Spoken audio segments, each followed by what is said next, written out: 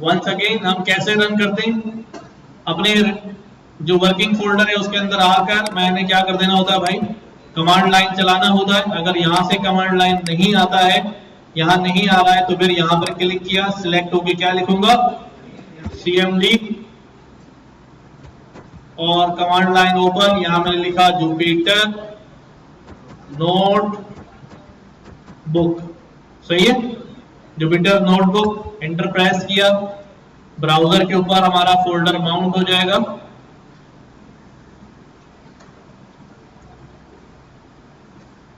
Right, ये हमारा आ गया फोल्डर। ये हमारी प्रीवियस क्लास है। जो क्लास मैंने आपको सेंड करता हूं उसको रन करने के लिए आप या तो पहले इसको रन कर लें या फिर उस क्लास को डाउनलोड से निकाल के यहां लाके रख दें। जब इसको रन करेंगे तो आपको यहां नजर आ जाएगी, इस पे क्लिक करेंगे खुल जाएगी। वहां डायरेक्ट डाउनलोड पे क्लिक करेंगे तो वो नहीं ओपन होगा, ठीक है, इन्वायरमेंट में आके ओपन होगा। नंबर 2, अगर फोल्डर में पेस्ट नहीं किया है तो यहां अपलोड में जाए और यहां से देख लें वो कहां फाइल पड़ी हुई है, डाउनलोड में, डॉक्यूमेंट में, जहां वो फाइल पड़ी हुई है उस फाइल को सिलेक्ट करें और सिलेक्ट करने के बाद यहां क्लिक करें, ये फाइल जो है वो यहां पर आ जाएगी। तो ये भी एक ऑप्शन है। कट पेस्ट नहीं कर रहा है तो यहां से ब्राउज करके अपलोड करा रहे हैं। डन।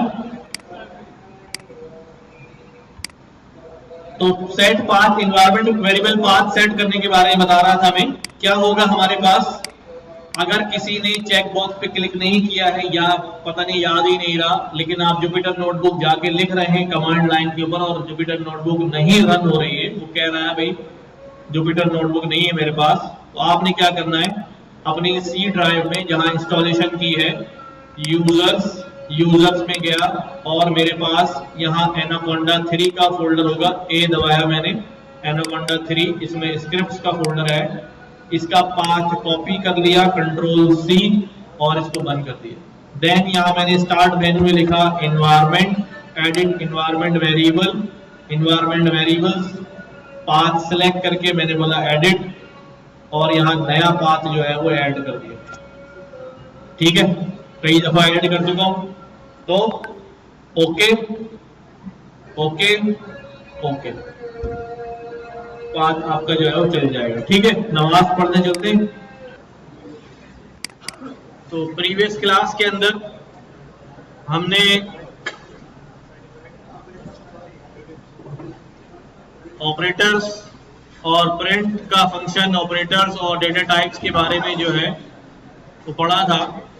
डिटेल में हमने प्रिंट के बारे में देखा कि प्रिंट क्या क्या कर सकता है, किस किस तरह क्या फॉर्मेट्स होते हैं और किस तरह हमारा काम जो है वो आगे बढ़ता है। ऑपरेटर्स में हमने अरिथमेटिक ऑपरेटर्स, कंपैरिजन ऑपरेटर्स, ये दो, और लॉजिकल ऑपरेटर्स, इनकी बात की। बिट वाइज आइडेंटिटी और इज जैसे ही हमारे काम में इस्तेमाल में आएगा वहीं इसको डिस्कस करेंगे।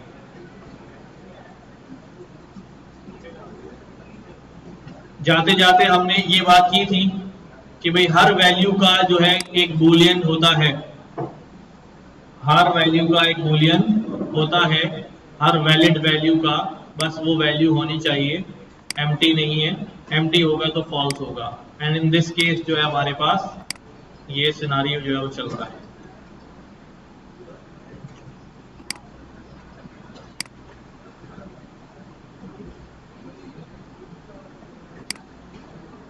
अभी भी यहां पर एक छोटा सा काम करने लगा हूं। जी बोले, आवाज आ रही है जी? नॉट रह गया था।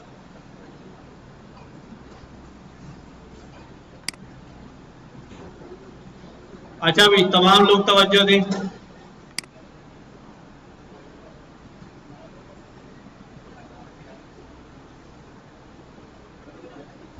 ये हमारे पास कुछ लिखा हुआ है इन पाइथन स्टेटमेंट, एक एक्सप्रेशन लिखा हुआ है। क्या लिखी हुई है? एक एक्सप्रेशन लिखी हुई है कि a + 5 - b वैल्यू बराबर है x के,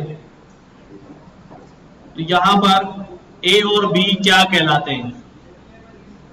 अच्छा, ऑप्शंस में देखते हैं हमारे पास टर्म्स, ऑपरेंड्स, ऑपरेटर्स या ऑपरेटर्स। ऑपरेंड्स जिनके बीच में साइन लगा होता है वो हमारे पास क्या होते हैं? ऑपरेंड्स। और a प्लस b माइनस 5 ये खुद क्या कहलाती है? A group, a equation, a expression.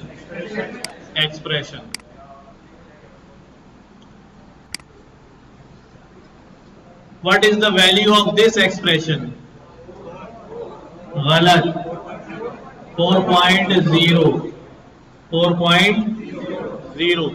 ध्यान रहे भाई, ठीक है, क्योंकि ये हमारे पास फ्लोर डिवीजन नहीं है, फ्लॉट डिवीजन है।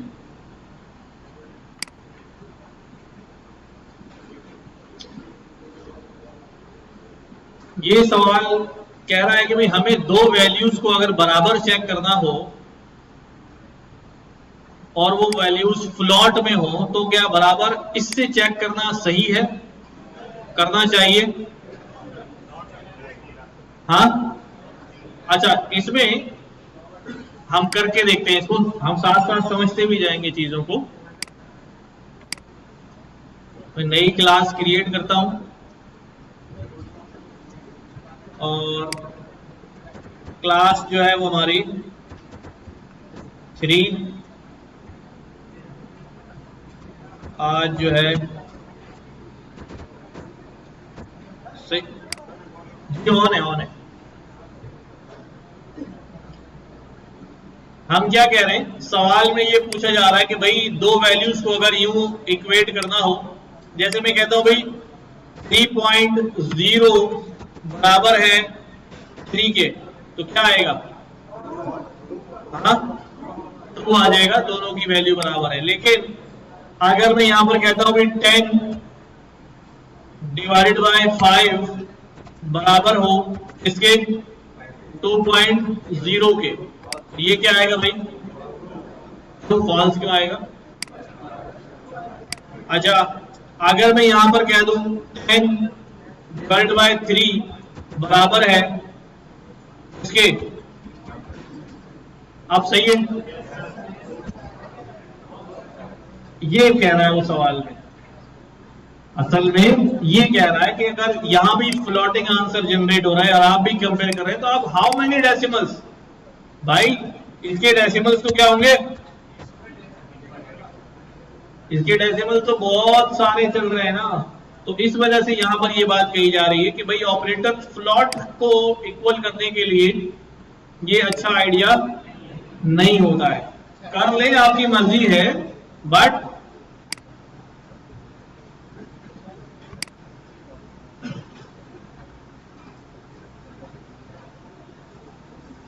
ये क्या कह रहा है यार? अच्छा, इसके अंदर एक इजाफी चीज इस्तेमाल हो रही है। कौन सी वाली रॉ? क्यों ऊपर कर देता हूं मैं ऊपर लिख देता हूं थोड़ा। अब ऊपर वाला तो नजर आ रहा है ना भाई, पीछे वाले मैं जब टाइप करूंगा कोशिश करूंगा सबसे ऊपर सेल में लिखूं। तो यहां पर ये कह रहा है कि भाई x की वैल्यू कितनी है? 10। x की वैल्यू जो 10 है। यहां पर एक चीज इस्तेमाल हुई है, इज इंस्टेंस। इज इंस्टेंस जो है ये बताता है कि ये वैल्यू जो है इसकी टाइप क्या है। जैसे मैं इसको समझाने के लिए लिखता हूं, यहां पर मैंने कहा कि भाई x बराबर 10 के या 1 के, तो यहां पे लिखता हूं भाई इज इंस्टेंस, ये जो x है क्या ये स्ट्रिंग है? क्या बोलेगा भाई? फॉल्स।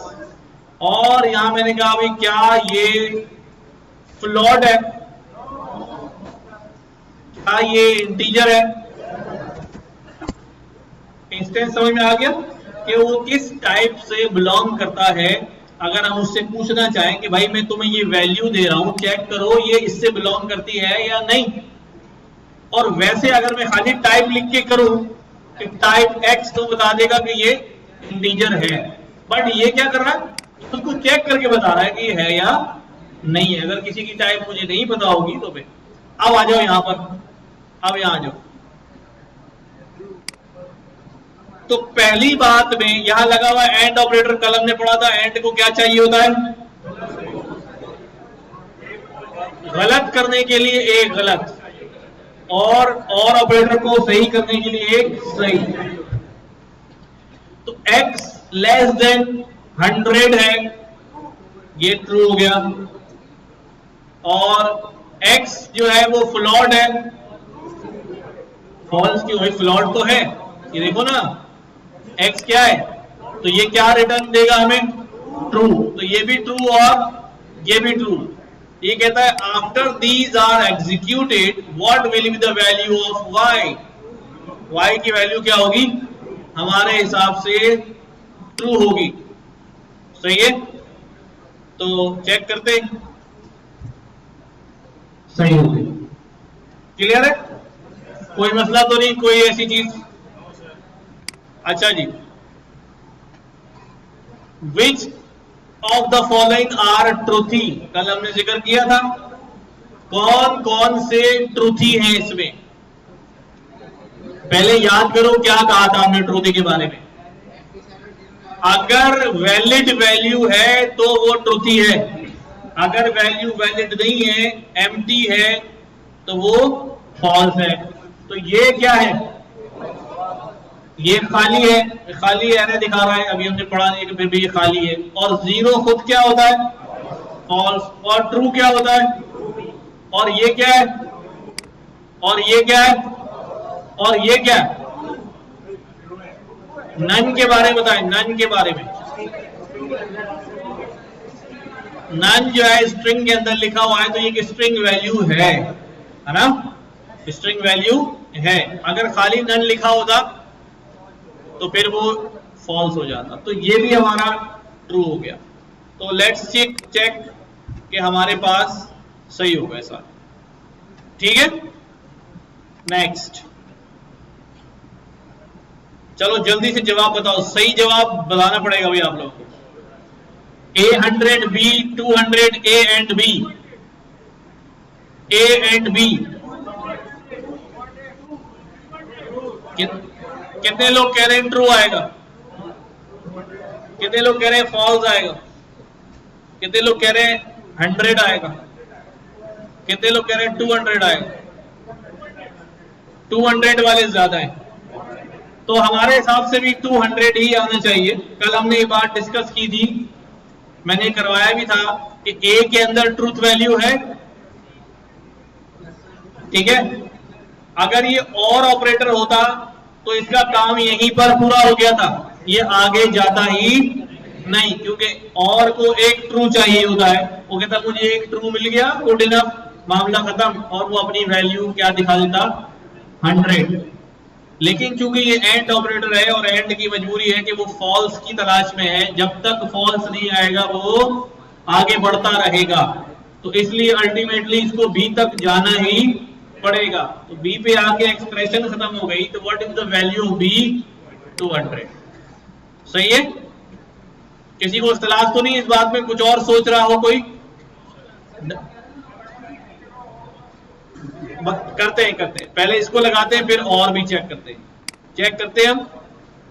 ये हमारे पास सिचुएशन है लाइक दिस कि मैंने यहां पर कहा A बराबर है 100 और B 200, और मैंने कहा भी A एंड B, और मैं कहता हूं A और B, सही है। A और B पे क्या आ जाएगा, 100, और A एंड B पे 200, क्योंकि एंड के केस में जब तक आगे बढ़ेगा जब तक वो। और अगर यहां पर मैं एक और एंड लगा के यहां क्या लिख दूं भाई,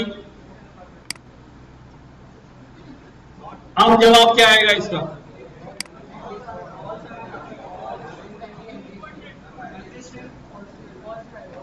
अब इससे भी आगे जाना पड़ेगा एंड को, और यहां पर उसको क्या मिल रहा है, एम्प्टी स्ट्रिंग, तो क्या थ्रू होगा, फॉल्स, क्यों, वैल्यू थ्रू हो जाएगी। जो वैल्यू होगी वहां पर वही ट्रू हो जाएगी। पहले केस में जब 100 आ रहा है, वैल्यू आ रही है ना, तो ये वैल्यू ट्रू हो जाएगी। यस, जब कंडीशन होगी, कंडीशन बकायदा लगी हुई होगी ये ग्रेटर देन है ये, तो फिर वो ट्रू फॉल्स कर देगा। लेकिन जब कंडीशन नहीं होगी, डायरेक्ट वैल्यू पे बात हो रही है, तो वो अपना ट्रूथी और फॉल्स जो है वो रिटर्न करेगा। डायरेक्ट वैल्यू पे बात हो रही है। आगे मूव करते हैं।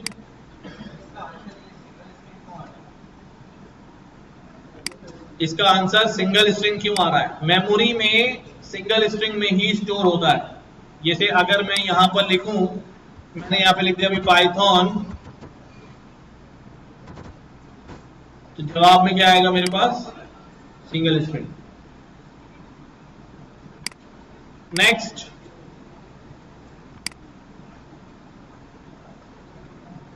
ये सवाल जो सॉल्व करेगा वही होगा सिकंदर।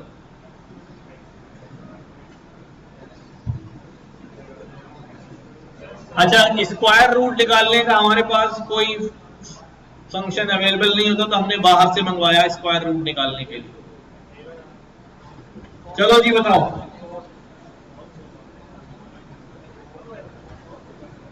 x में वैल्यू है -100। पहले आप लोग गैस करो क्या होगा। ऑप्शन दिखा दूं मैं। ऑप्शन ये कह रहा है सिलेक्ट 1 यस और नो। ऊपर लिखा हुआ है द फंक्शन, पहले ऊपर पढ़ लो, the function square root from the maths module compute the square root of a number with the highlighted line of code raise an exception. क्या इस लाइन पे कोई एरर आएगा या नहीं आएगा? अच्छा, क्योंकि किसी भी नेगेटिव वैल्यू का स्क्वायर रूट नहीं निकलता, तो फिर इसका मतलब है एरर आएगा। ठीक है, अब चेक करो आगे, दोबारा और चेक करो आएगा कि नहीं आएगा। हो सकता आ जाए, हो सकता नहीं आए। सोचो सोचो, थोड़ा सा तवज्जो दो, क्या क्या हो रहा है। अच्छा, सबसे पहले बताओ x बड़ा है 0 से?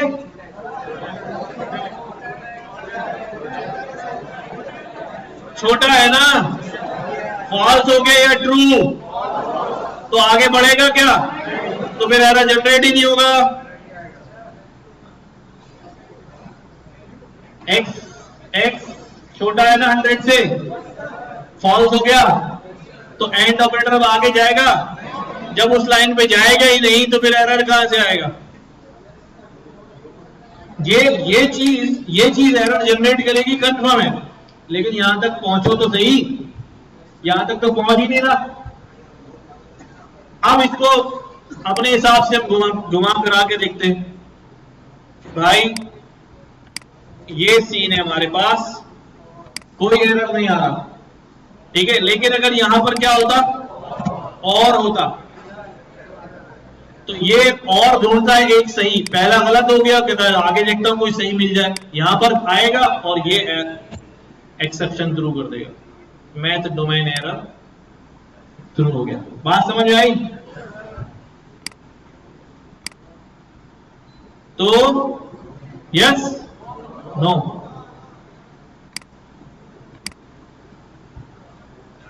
नेक्स्ट,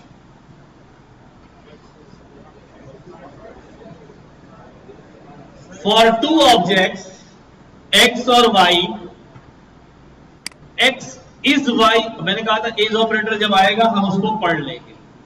देखो इज ऑपरेटर क्या होता है, हमने यहां पर क्लास में लिखा भी था, मेंशन भी किया था। ये ऑपरेटर होता है आइडेंटिटी ऑपरेटर, शनाख्त का ऑपरेटर होता है ना। इज ऑपरेटर कौन सा होता है? Identity operator. अब होता ये है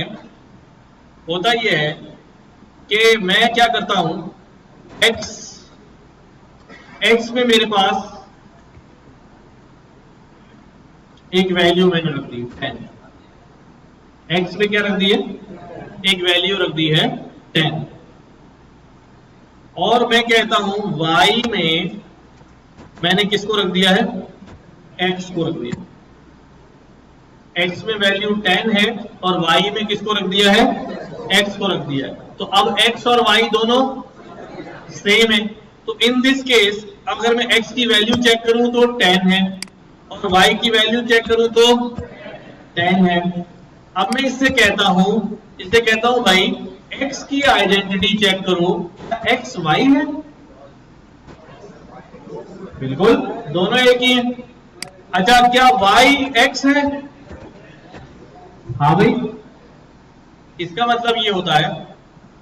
अब थोड़ी सी डिटेल में चलते हैं। इसकी डिटेल क्या है, डिटेल ये है भाई कि जब हम ये ऑपरेटर इस्तेमाल करते हैं, कौन सा ऑपरेटर, इक्वल टू ऑपरेटर, जिसे हम इक्वल टू कहते हैं अपनी जबान में, वो पाइथन में होता है असाइनमेंट ऑपरेटर। क्या होता है, यानी ये वैल्यू असाइन करता है। जैसे हम किसी को टास्क असाइन करते हैं, ये क्या करता है, वैल्यू असाइन करता है। जब मैं यूं लिख रहा हूं भाई x बराबर है 10 के, तो बेसिकली मैं इसको ये नहीं कह रहा हूं x बराबर है 10 के, बल्कि मैं क्या कह रहा हूं, वैल्यू 10 असाइंड टू x को असाइन कर दी गई। अच्छा जब हम ये कहते हैं कि वैल्यू x को असाइन कर दी गई है, तो what happens behind the scene, क्या होता है, हमारे पास हमारी रैम के ऊपर, कहां पर, मेमोरी में रैम के ऊपर, ये सारे प्रोग्राम रैम पे चल रहे हैं ना। रैम के अंदर क्या होता है, एक मेमोरी के अंदर एक जगह एलोकेट होती है, एक जगह एलोकेट हो जाती है, ठीक है, और इस जगह का आइडेंटिफायर कौन होता है, x। ये जगह किससे पहचानी जाती है, जैसे किसी बिल्डिंग का नाम होता है ना, वैसे ही इस जगह का नाम क्या होता है, x हो जाता है। और इस जगह पे रहता कौन है अभी, 10, सही है, कौन रहता है, 10। अब जब मैंने ये कहा कि भाई, क्या कहा कि y भी x है, तो इसका मतलब ये है कि जहां x रहता है वहीं y रहता है, तो जो x का एड्रेस होगा वही किसका होगा, y का। अच्छा ये जो हम काम कर रहे हैं इसको हम टेक्निकली कहते हैं, क्या कहते हैं भाई, pass by reference, not value, pass by reference. कि मैंने क्या करवाया, एक y के अंदर बजाय वैल्यू रखने के y के अंदर x का एड्रेस डाल दिया। तो अब इससे हुआ क्या, इससे हुआ ये कि y क्रिएट हुआ, लेकिन क्या किया गया, उसने कहा y तुम्हें नई जगह नहीं मिलेगी, तुम भी x को पॉइंट कर रहे हो और x तुम भी इसी को पॉइंट कर रहे हो। जब यूं एक्सप्रेशन लिख दूंगा तो इसका मतलब क्या है कि both are pointing to the same, ठीक है। जैसे मैं चेक करता हूं, यहां पर मैं कहता हूं भाई आईडी से ना, आईडी से मेरे पास क्या निकल आता है, उसका मेमोरी में एड्रेस निकल आता है। मैंने कहा भाई x तुम्हारी आईडी क्या है, उन्होंने कहा मेरा एड्रेस ये है। अच्छा आईडी y तुम्हारा एड्रेस क्या है, तुम बताओ भाई, उन्होंने कहा मेरा भी एड्रेस यही है। ऐसा क्यों हुआ है, क्योंकि हमने क्या करा है, x को y में ही असाइन करा दिया है, तो उन्होंने एक ही वैल्यू को शेयरिंग कर ली है।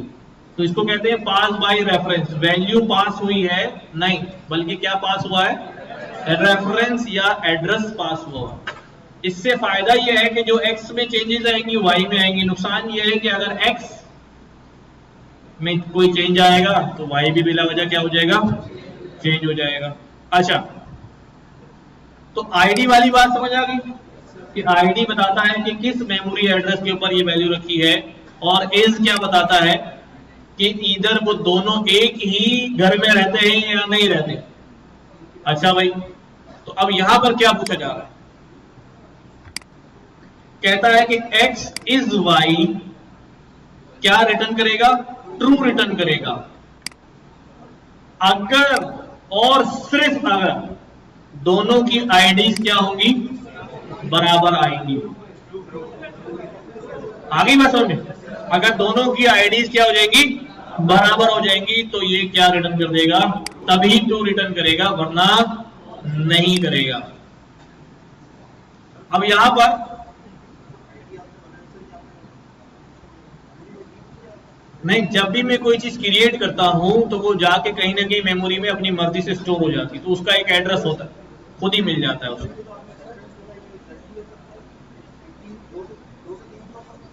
क्या चीज? ये तो मैं नाम क्रिएट कर रहा हूं, अपने नाम में वैल्यू रख ले। हाँ, कुछ भी हो सकते हैं, कुछ भी हो सकते हैं, कुछ भी हो सकते हैं। दूसरा, हाँ नहीं, जिप कोड कुछ और चीज, तो आईडी को आईडी हर एक का रूल नंबर होता है ना, कोई कहाँ बैठा है, किस सीट पे बैठा है, तो वो वहां बैठा। अच्छा, ये तो हो गया। यहां पर एक ट्विस्ट है, पाइथन जरा मेमोरी एफिशिएंट है। मैं यहां पे कह रहा हूं भाई एक्स में जो है वो 10 है, और मैं यहां पर y को x असाइन कर दिया तो असाइन हो गया। मैंने कहा यार एक z है, उसके अंदर भी 10 है। अब यहां पर मैंने z को रेफरेंस पास किया है या वैल्यू? वैल्यू पास की है, ठीक है। अब अगर z का चेक करूं, z इज x, तो क्या आएगा? False. z is y, false. लेकिन यहां पर क्या हुआ भाई? z इज x,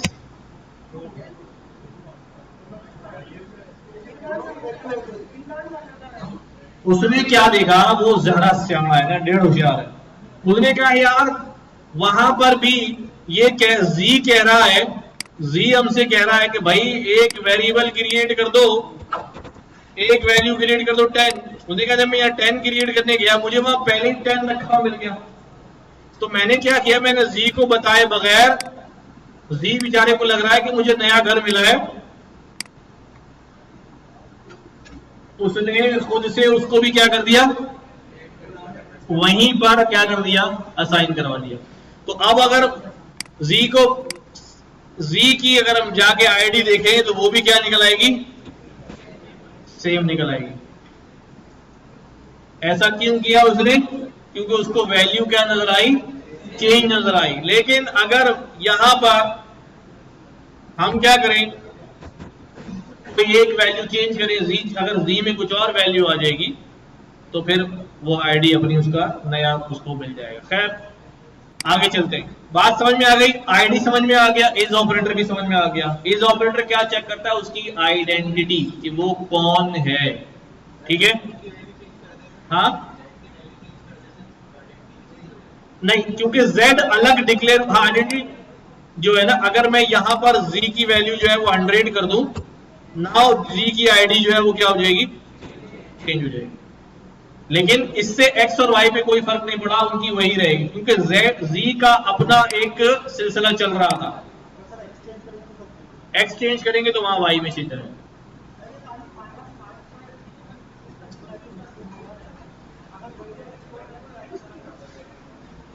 ठीक है, अभी इतनी डिटेल में जाने की जरूरत नहीं है, उसका रीजन भी है। ये क्या कह रहा है भाई, विच of the following operators has the lowest precedence. जब हम एक्सप्रेशन सॉल्व करते हैं, सबको सॉल्व करनी आती है, तो सबसे पहले एक्सप्रेशन में क्या सॉल्व होता है, सबसे पहले बॉडमेस लगाते हैं या पेमडास लगाते हैं, तो पैरेंथेसिस या ब्रैकेट कह लें उसको, सबसे पहले वो सॉल्व होता है ना। तो इन दिस केस सबसे लोअर प्रेसिडेंस की होती है, हाँ प्लस की, देख लो यार, गलत करवा दिया। एंड ऑपरेटर की, भाई लॉजिकल ऑपरेटर बीच में लगा होगा तो पहले एक्सप्रेशन सॉल्व होगी और आखिर में दो वैल्यूज निकलेंगी, तभी तो एंड अप्लाई होगा। अगर a प्लस बी प्लस 2 लिखा हुआ है तो पहले a प्लस बी करके बाद में 2 करेगा, पहले b की वैल्यू को a में ऐड करेगा, फिर एक्सप्रेशन सॉल्व करेगा। अभी एक्सप्रेशन हमने सॉल्व नहीं करी, आगे करेगा। क्या जवाब आने वाला है?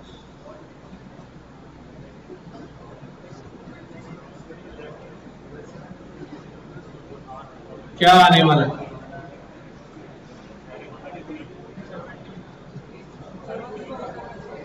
$108 आना चाहिए।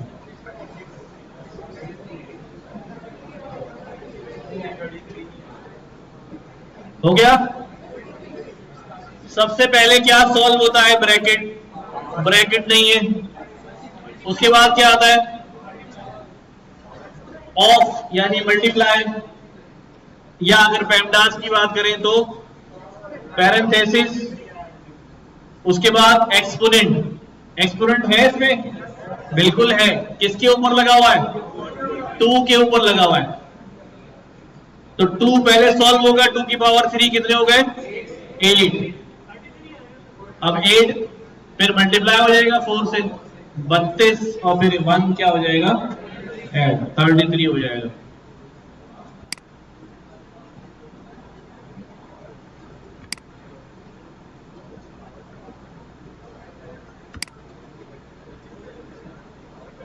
समझ नहीं आया ये? हाँ, अच्छा। देखो भाई, जब हमारे पास कोई एक्सप्रेशन होती है, ठीक है, जैसे यहां पे एक्सप्रेशन लिखी हुई है 2 + 3 मल्टीप्लाई बाय 5, ठीक है, ये एक्सप्रेशन लिखी हुई है, ये आपको सॉल्व करनी है। तो कहां से शुरू करेंगे, कहां खत्म करेंगे? हमारे पास कुछ मैथमेटिक्स में रूल होते हैं जिसको हम क्या कहते हैं, या हम पेमडास क्या देते हैं, क्या कहते हैं? पेमडास। पेमडास का मतलब क्या होता है भाई? पैरेंथेसिस, यानी सबसे पहले क्या सॉल्व होंगे, अगर ब्रैकेट लगे हुए हैं तो वो सॉल्व होंगे, वरना ब्रैकेट अगर सॉल्व हो गए तो अगली बारी क्या सॉल्व होंगे? पावर सॉल्व होगी। फिर हम क्या सॉल्व करेंगे भाई? मल्टीप्लाई। फिर हम क्या सॉल्व करेंगे? डिवाइड, ठीक है, then add and then subtract. सही है? तो इस वक्त हमारे पास पैरेंथेसिस तो नहीं है, किसकी बारी आ गई? एक्सपोनेंट है, ये रहा। किस पे लगा हुआ है? तो ये हो जाएगा 2 + 3 और मल्टीप्लाई बाय 5 की पावर 2, कितना हो जाएगा भाई? 25। कितना हो जाएगा भाई? 25। देन -6। अब बताओ एक्सप्रेशन में किसकी बारी है? मल्टीप्लाई की बारी है। आ जाए, हाँ ले लो, 2 मिनट ले लो। हाँ, ठीक है।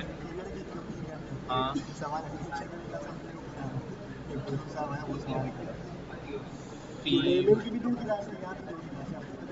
वो 3 घंटे की, 2 घंटे की इसका जवाब तो नीचे वाली दो।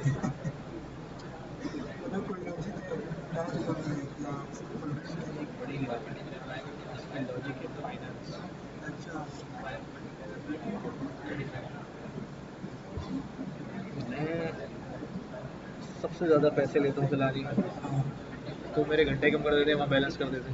अच्छा, नहीं तो यही की बात हो गई। तो बात वही है, अकल में नहीं आती लोगों को। अच्छा, वो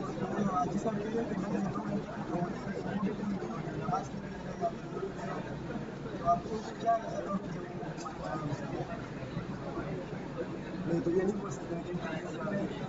नहीं, उनको ये बोलो कि वो ठीक है, उसमें हम कुछ कर नहीं सकते। नमाज का ब्रेक तो 3 घंटे वाली में भी आएगा, ठीक है। तो दूसरी वाली बात ये है कि भाई 3 घंटे 2 घंटे की वो हम बहुत शेड्यूल बना रहे होते हैं ना, तो शेड्यूल टाइम टेबल अगर नहीं मैच कर पाता तो हमें कम करनी पड़ती है। बहुत सारी क्लासें हो रही हैं फिलहाल वैसे कि उनको मैनेज करना बड़ा मुश्किल होता है, तो स्केड्यूल नहीं बन पाता।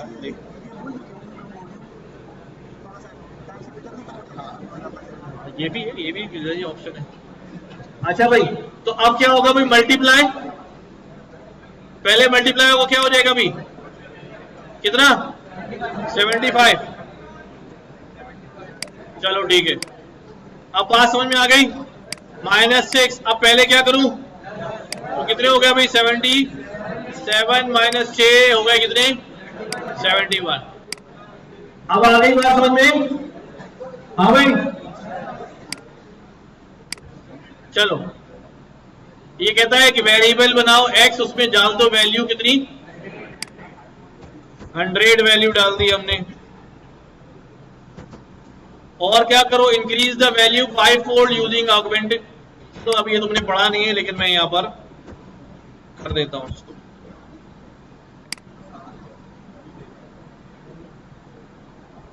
चलो ये हो गया हमारा क्विज कंप्लीट। तो काफी सारी चीजें नई भी हमने इसमें सीख ली। आगे बढ़ते हैं हम जी।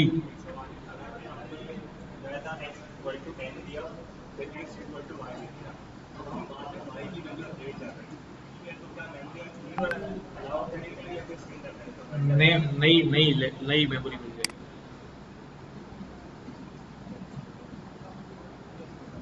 अच्छा जी, तो आज के हमारे टॉपिक्स जो हैं वो क्या हैं?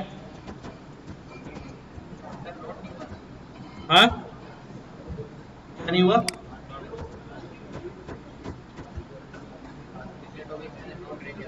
नॉट रह गया था। नॉट जो है वो बस वैल्यू को अपोजिट कर देता है, कहीं इस्तेमाल होगा तो हम देख लेंगे उसको। वैसे डायरेक्ट आज हम क्या क्या पढ़ने वाले हैं? आज हम पढ़ने वाले हैं वेरिएबल्स। थोड़ा सा हमने वेरिएबल अभी देख भी लिया है कि वेरिएबल्स क्या होते हैं, और हमने एक्सप्रेशंस भी पढ़नी थी, वो भी हमने क्विज के अंदर थोड़ी बहुत एक्सप्रेशन जो है उसको भी सॉल्व करके देख लिया है। ठीक है, और हम आज ही जो है इंशाअल्लाह वो शुरू कर देंगे स्ट्रिंग।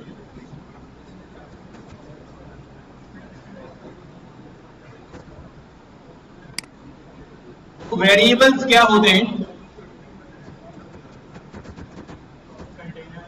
हाँ, वेरिएबल्स आर आइडेंटिफायर्स। ये बेसिकली क्या होते हैं? ये कंटेनर्स होते हैं जिसके अंदर वैल्यू जो है वो होल्ड हुई होती है। बेसिकली वेरिएबल कंटेनर नहीं होते, वो मेमोरी कंटेनर होती है जिसमें वेरिएबल डाटा जो है रखा होता है। चीज के कंटेनर होते हैं, ये डाटा होल्ड करते हैं। और क्या होते हैं? और क्या कह सकते हैं वेरिएबल को? एक बॉल है जिसके अंदर क्या है, वैल्यूज रखी जा रही है ना, और उसमें से निकाली जा रही है। तो हमने वेरिएबल अभी क्रिएट करके भी देखा। ये जो हमने सारा काम किया यहाँ पर मेमोरी में, ये सब क्या है? एक्स जो है हमारा क्या है? वेरिएबल है। वाई हमारा वेरिएबल है। जी हमारा वेरिएबल। ठीक है, तो हम डिफरेंट वेरिएबल्स क्रिएट कर देते हैं। जैसे मैंने कहा भाई, आप जो है वो एक वेरिएबल बनाए एज। क्या बनाया? एज एक वेरिएबल बनाया और उसके अंदर वैल्यू डाल दी भाई 30। जैसे ही ये एग्जीक्यूट होता है मेमोरी के अंदर क्या होगी? एक जगह क्रिएट हो जाएगी, उसके अंदर वैल्यू 30 आ जाएगी, उसके ऊपर क्या लिखा होगा? एज। जब हम एज को कॉल करेंगे तो क्या होगा? उसके अंदर उस कंटेनर में जो वैल्यू होगी वो निकलकर आ जाएगी। अगर मैं एज के अंदर नई वैल्यू असाइन कर देता हूं तो पुरानी वाली वैल्यू क्या हो जाएगी? ओवरराइट हो जाएगी, यानी वो खत्म हो जाएगी, रिप्लेस कर दी जाएगी विद द न्यू वैल्यू। नई वैल्यू से रिप्लेस कर दी जाएगी।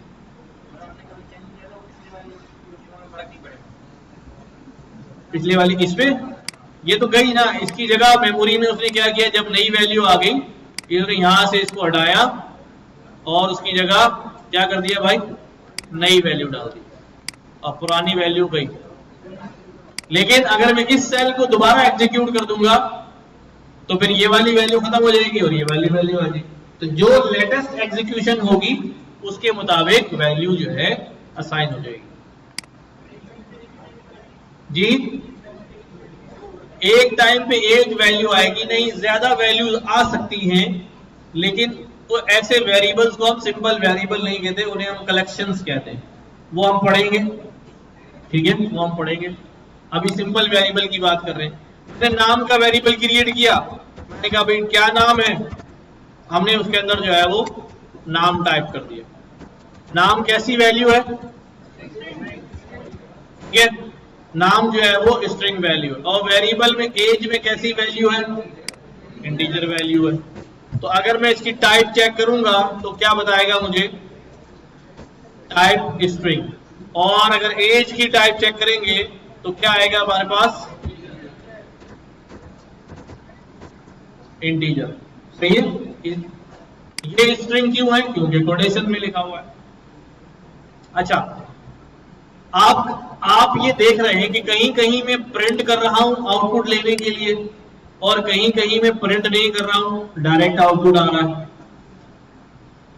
ऐसा सिर्फ जुपिटर नोटबुक के अंदर होता है कि अगर मैं वेरिएबल का नाम लिख दूं खाली और उसको रन कर दूं तो वैल्यू थ्रो कर देता है। लेकिन ऐसा सिर्फ उस वक्त होता है जब ये काम मैं अपने सेल की सबसे लास्ट लाइन पे लिखूं। कहां? जैसे मैं यहां कहता हूं भाई मैंने ऊपर एज लिखा और नीचे यहां पर प्रिंट में लिख दिया नेम, अब आउटपुट क्या आएगा? सिर्फ नेम आएगा, एज नहीं आएगा।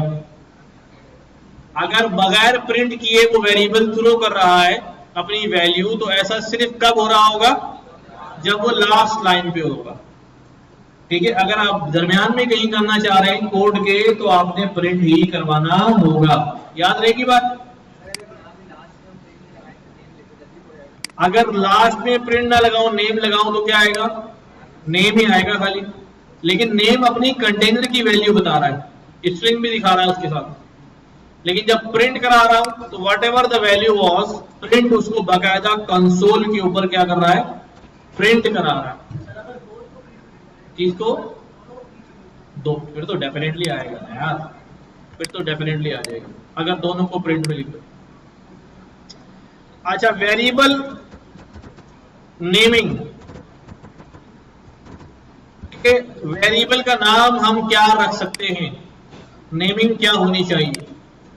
ठीक है, सबसे पहले हमारे पास वेरिएबल के जो नेमिंग है, हम ऐसा नाम रख सकते हैं वेरिएबल का जो पाइथन ने अपने पास किसी चीज में इस्तेमाल ना किया हो। अगर पाइथन ने भी इस्तेमाल किया, मैं नाम रख दूंगा तो फिर परेशान होगा ये क्या बात हो रही है। लाइक पाइथन के अंदर एक वर्ड है फाइनल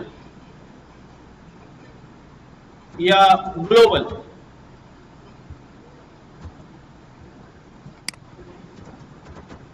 अब ये वैसे तो जुपिटर नोटबुक इसको ग्रीन करके दिखा रहा है, तो इसका मतलब है ये वर्ड ऑलरेडी पाइथन ने क्या किया हुआ है? रिजर्व किया हुआ है, इस्तेमाल किया हुआ है, अपनी लैंग्वेज का पार्ट बनाया हुआ है। तो हमें नहीं रखना चाहिए। तो हमारे पास लिस्ट होती है रिजर्व वर्ड्स की।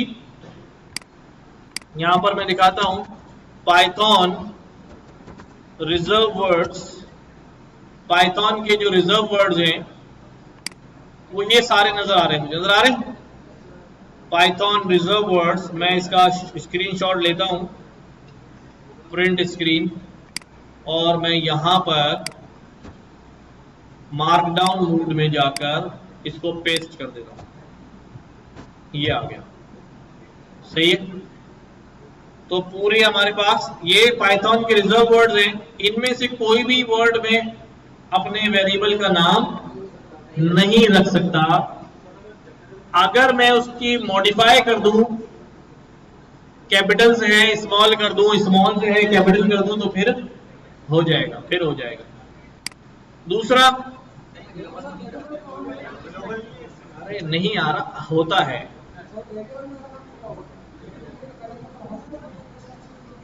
हो जाएगा, ठीक है। अगर यहां कैपिटल में आप स्मॉल में कर देंगे हो जाएगा, सही है। केस भी मैच नहीं करना चाहिए। नाउ, और वेरिएबल के नाम में स्पेस नहीं हो सकता। जैसे मैं यहां पे लिखना चाह रहा हूं भाई फादर नेम,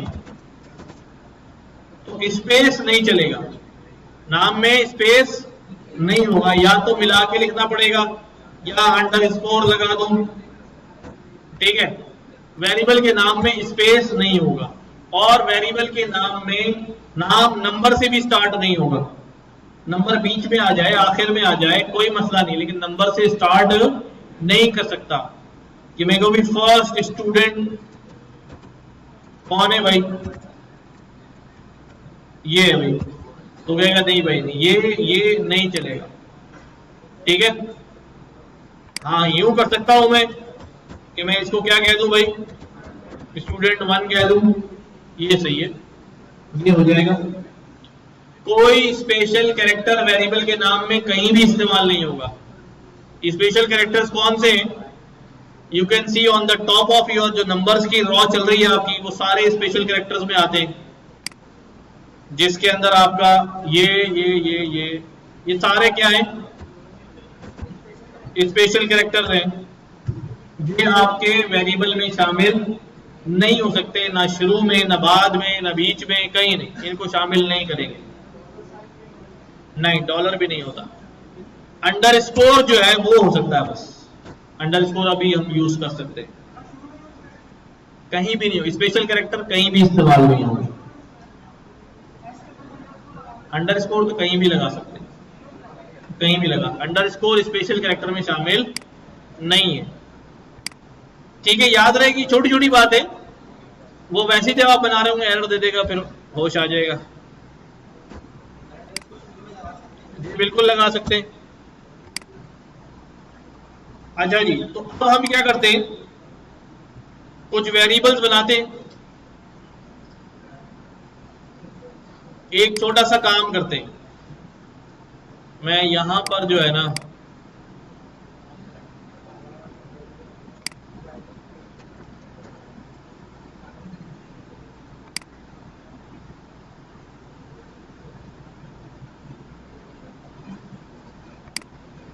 एक कोई छोटी सी स्टोरी देखते हैं।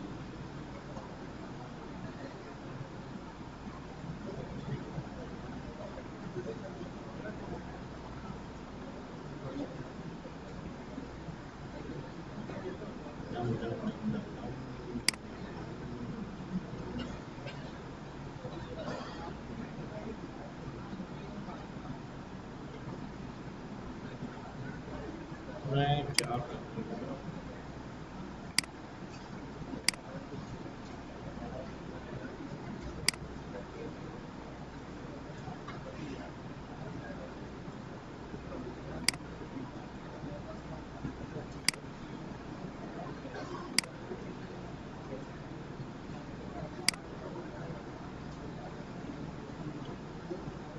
हम क्या करते हैं, बल्कि ये काम मैं असाइनमेंट दे दूंगा आपको, ठीक है।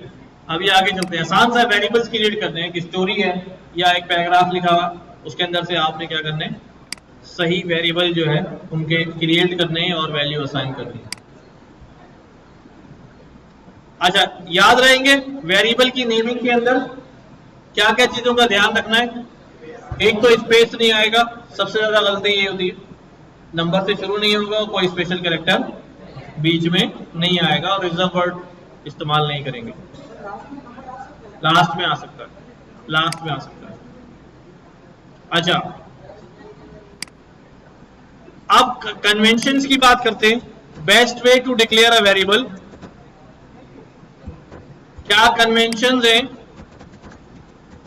टू डिक्लेयर अ वेरिएबल, कि क्या फॉर्मेट फॉलो करना चाहिए। देखो, आप जब भी वेरिएबल बना रहे हो तो आपका एक अपना स्टाइल होना चाहिए।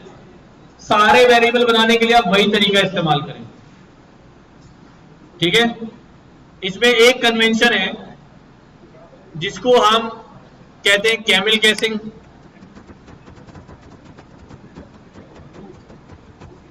एक हमारे पास कहलाता है भाई,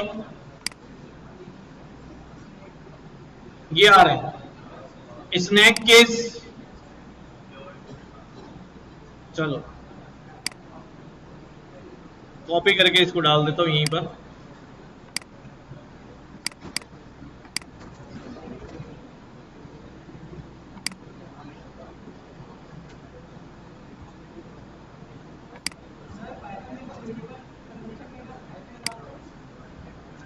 हाइफन नहीं, माइनस साइन के तौर पे इस्तेमाल होता है। स्नैक केस है हमारे पास, कैमल केस है, पास्कल केस है और किबाब केस है। ये कौन सा है भाई?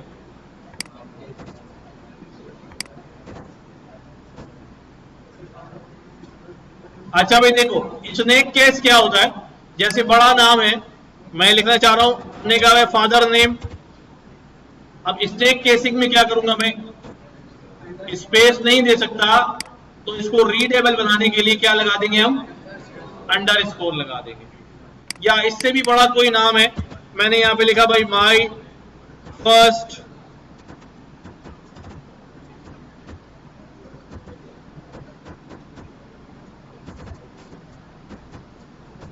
यहां पर मैंने कह दिया पाइथन फॉर ऑल।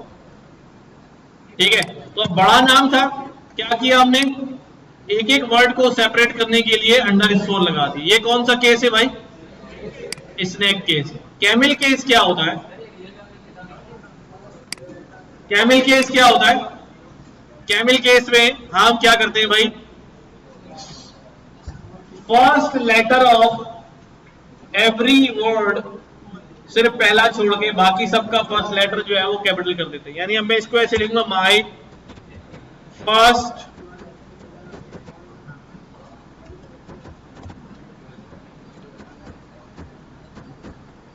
ठीक है, बात समझ आ रही है।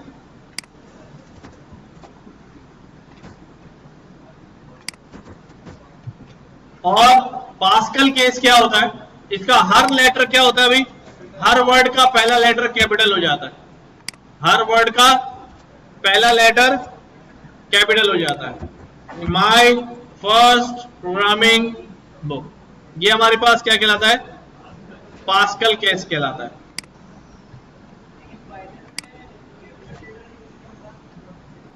कहां यूज नहीं होता, मैं यहां पे लिख सकता हूं भाई,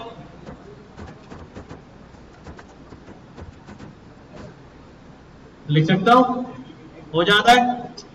अच्छा, सबसे ज्यादा जो बुरा लगने वाला वेरिएबल नेम होता है ना, वो ये होता है कैपिटल में, ये इतना चुभरा होता है, पता नहीं क्यों।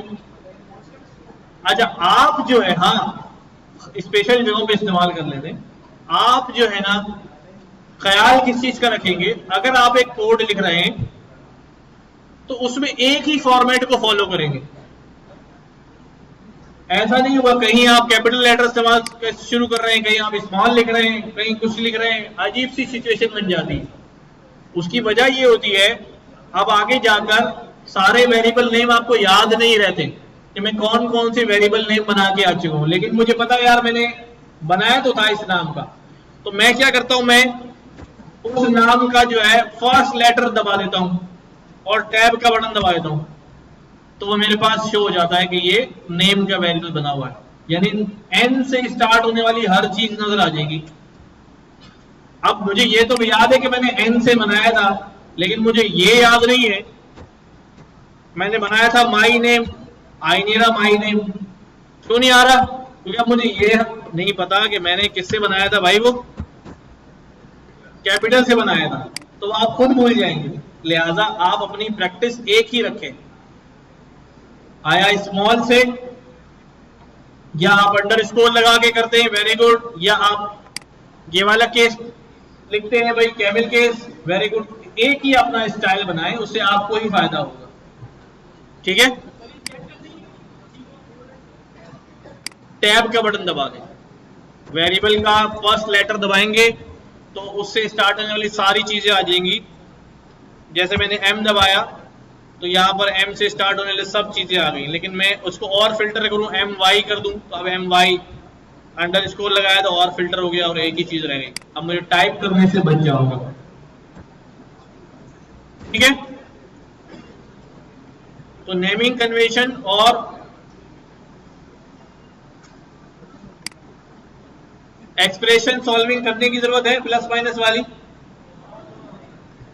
स्ट्रिंग के ऊपर आ जाते हैं।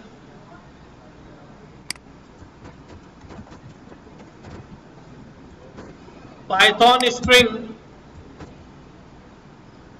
हमने पिछली क्लास में कुछ स्ट्रिंग के बारे में डिटेल में देखा था कि स्ट्रिंग क्या चीज होती है भाई, टेक्स्ट होती है। जितना भी टेक्स्ट का डाटा है, जितना भी डाटा अंडर इंटरप्रेटेड कॉमास लिखा जा रहा है, वो सारा डाटा जो है वो क्या होता है, स्ट्रिंग होता है। अच्छा, हर चीज के पीछे उसका बैक एंड पे पाइथन ने बहुत सारे काम जो है वो करके रखे हुए हैं। ठीक है, जैसे अगर मैं कोई स्ट्रिंग यहां बना देता हूं,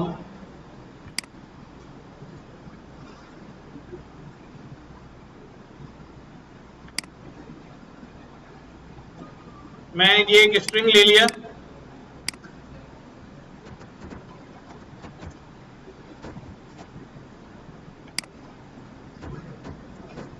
ठीक है, ये स्ट्रिंग है, हाँ भाई ये स्ट्रिंग है। डेफिनेटली है। सिंगल कोट से भी होगा, डबल कोट से भी होगा और ट्रिपल कोट से भी होगा। ट्रिपल कोट से होगा तो मल्टी लाइन स्ट्रिंग होगा, लाइन चेंज कर सकेंगे उसके अंदर। अब जो टेक्स्ट है उसकी टाइप क्या होगी भाई, और मैं इसको प्रिंट करा लूं तो ये मुझे बताएगा कि this belongs to a class called str, यानी इसकी टाइप जो है वो स्ट्रिंग है। अच्छा, कोशिश तो कर रहा था, भूल गया। अब नजर आ रहा है पीछे, तो इसकी क्लास क्या है, स्ट्रिंग है। अच्छा, अभी जो इसकी क्लास स्ट्रिंग है ना, तो मैंने कहा इसके पीछे पाइथन ने बहुत कुछ डिजाइन करके रखा हुआ आपकी हेल्प के लिए। देखो मैं क्या करने लगा हूं, मैंने यहां पे लिखा हेल्प, हेल्प मुझे स्ट्रिंग के बारे में हेल्प बताओ। तो कह रहा भाई ये हमने स्ट्रिंग का पूरा कार्रवाई यहां डाली हुई, इतनी सारी चीजें आपके लिए यहां रखी हुई, ठीक है, समझ गए। हम ये सारी चीजें इस्तेमाल कर सकते हैं। देखें जरा, वापस चलते हैं। मैं ये इसको हेल्प को हटा रहा हूं। ये मेरे पास टेक्स्ट जो है वो स्ट्रिंग है, मैंने यहां लिखा टेक्स्ट डॉट, क्या लिखा, डॉट। डॉट लिखकर मैं जैसे ही टैब प्रेस करूंगा, क्या, टैब का बटन, तो स्ट्रिंग से मुताल्लिक सारी फंक्शनैलिटीज मेरे पास ओपन हो जाएंगी। देखो मैंने टैब दबाया, ये खुल गया। ये वही कुछ है जो पीछे अंदर उन्होंने रखा हुआ है, ठीक है। अगर आप कोई और आईडी इस्तेमाल कर रहे हैं तो आप जैसे ही डॉट लगाएंगे खुद ब खुद खुल जाएगी, वो वहां पर भी आ जाएगा, नजर आ जाएगा आपको।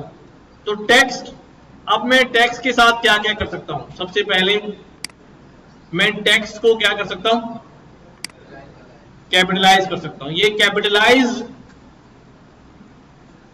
अगर मैं ब्रैकेट नहीं लगाऊंगा, वैसे ही कॉल करूंगा तो कहेगा भाई फंक्शन है ब्रैकेट लगाओ, तो मुझे ब्रैकेट लगाना पड़ेगा। ये कैपिटलाइज क्या करता है, ये कल हमने देखा था, इसके बीच में खड़े हो जाऊंगा मैं यहां पर, ठीक है, और क्या प्रेस करूंगा, शिफ्ट टैब, शिफ्ट टैब। तो उसने बताया टेक्स्ट डॉट कैपिटलाइज, ये क्या बना के देता है मुझे, कैपिटलाइज वर्जन ऑफ स्ट्रिंग जो है वो बना के देता है। कैपिटलाइज वर्जन होता क्या है, सिर्फ फर्स्ट लेटर क्या कर देगा, उसका कैपिटल कर देगा। सिर्फ फर्स्ट लेटर क्या कर देगा, कैपिटल कर देगा। अच्छा, यहां पर मैं एक चीज बता रहा हूं, जरा ये बात तवज्जो से सुननी है। जो स्ट्रिंग होता है वो इम्यूटेबल होता है, कैन नॉट बी चेंज नहीं हो सकता। तो फिर यहां पर क्या कर रहे हैं हम, पहले ऐसा था अब ऐसा हो गया। अच्छा, इसका मतलब ये तरह तवज्जो से सुनो कि जब मैं कोई फंक्शनैलिटी टेक्स्ट पर अप्लाई कर रहा हूं तो वो सिर्फ मुझे बता रहा है कि कैपिटलाइज होने के बाद ये ऐसा दिखेगा। असल में उसने अपने आप को चेंज नहीं किया है। मैं वापस आकर दोबारा टेक्स्ट चेक करूंगा तो मेरे को क्या मिलेगा, वही मिलेगा। ओरिजिनल चेंज नहीं हो रहा है, सिर्फ उसको चेंज करके उसकी नई कॉपी बना के आपको देता है, नई कॉपी बना के देता है। ओरिजिनल चेंज नहीं होता। ओरिजिनल को अगर चेंज करना है तो फिर आपको क्या करना पड़ेगा, फिर आपको ये करना पड़ेगा कि ये जो नई वैल्यू जनरेट हो रही है, ये जो नई वैल्यू जनरेट हो रही है, इसको क्या करेंगे आप, दोबारा उसी के अंदर नए सिरे से असाइन कर देंगे। तो पुरानी वैल्यू हट जाएगी और उसकी जगह ये नई वैल्यू रिप्लेस कर देगी। In this case string change नहीं हुआ, उसने अपने आप को चेंज नहीं किया, बल्कि वो खुद हट गया और अपनी जगह दूसरे को दे दी। समझ रहे? तो इसका मतलब क्या है, इम्यूटेबल है, वो चेंज नहीं हो सकता। मैं कहूं कि भाई यहां मैं सी की जगह डी कर दूं, हाँ, नहीं हो सकता, नहीं हो सकता। हाँ, मैं सी की जगह डी कर दूंगा, लेकिन वो क्या होगा, नया स्ट्रिंग होगा, नई मेमोरी पे आएगा, उसकी जगह नहीं आएगा, वो चेंज नहीं होगा। ये बात समझ आ गई?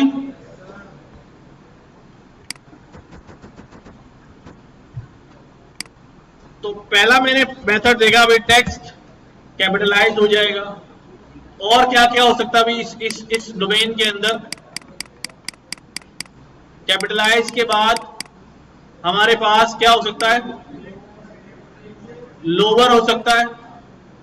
अगर लोअर कर दूं, लोअर तो वो पहले ही था, ठीक है। और क्या हो सकता है? अपर हो सकता है। सारा का सारा क्या हो गया? अपर हो गया। और बारी बारी सारे फंक्शन देखते हैं, ठीक है, क्योंकि तीनों का ताल्लुक एक ही चीज से था, इसलिए इकट्ठे हमने कर लिए। कैपिटलाइज हो गया। एक चीज ये आ रही है, काउंट नहीं। अगर मुझे किसी फंक्शन के बारे में नहीं पता हो कि वो क्या करता है, तो मैं क्या खोलूंगा? उसका सिग्नेचर खोलूंगा। क्या दबाऊंगा? Shift tab. ये बताता है return the number of non overlapping occurrences of substring in sub. खुद ही बता दूंगा इसे। ये बताता है कि ये काउंट करके बताएगा। आप इसको बताएंगे कि भाई इसके अंदर ई कितनी बार है, कितनी बार ई है, जल्दी बताओ। 3 बार? 1 बार भी नहीं है, क्यों? कैपिटल ई नहीं है ना, स्मॉल ई है। आप इसको तो नहीं देख रहे, ये थोड़ी है ओरिजिनल में। ओरिजिनल में तो ये है। तो हम क्या करेंगे? ई कितनी बार है? उसने कहा 3 बार है। तो ये क्या करता है, किसी स्ट्रिंग का कोई सब पार्ट आप उससे पूछ सकते हैं। जैसे मैं कहूं भाई ई के साथ जो है, ई आर कितनी बार है, ठीक है, 1 बार है। चलो,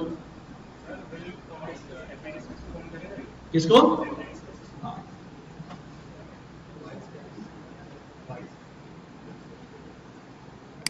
तो मैं कोई वर्ड भी दे सकता हूं, कोई भी चीज एक ही दे सकता हूं, बस कंटिन्यू होना चाहिए। काउंट के अलावा मेरे पास ये मुझे फाइंड करके बताता है कि भाई ढूंढ के बताओ। क्या ढूंढ के बताओ?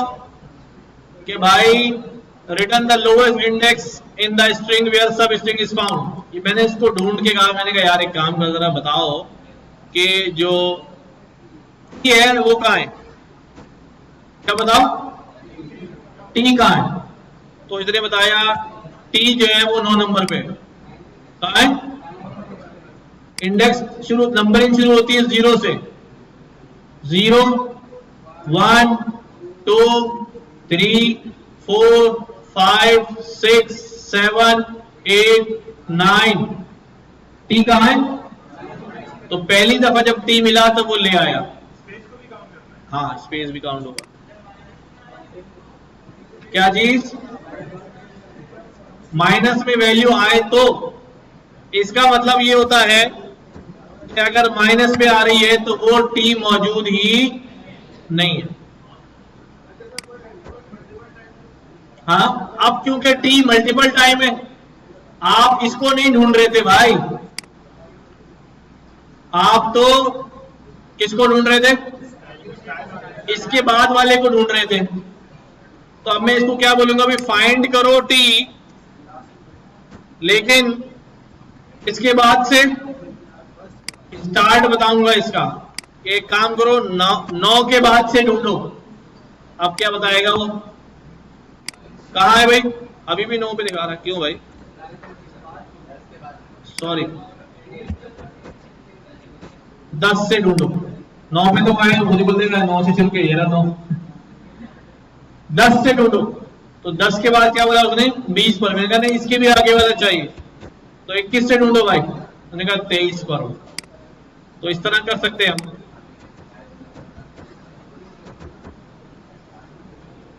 अच्छा भाई, उसके बाद हमारे पास है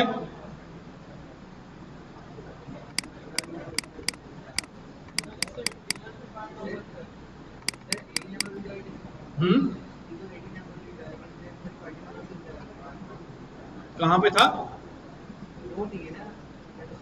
3 है भाई, एक ये रहा, एक ये रहा और एक ये रहा। 4 है, 4 है भाई। कहां बोल रहे हो?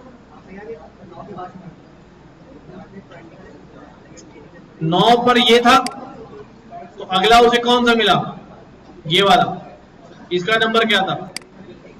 20।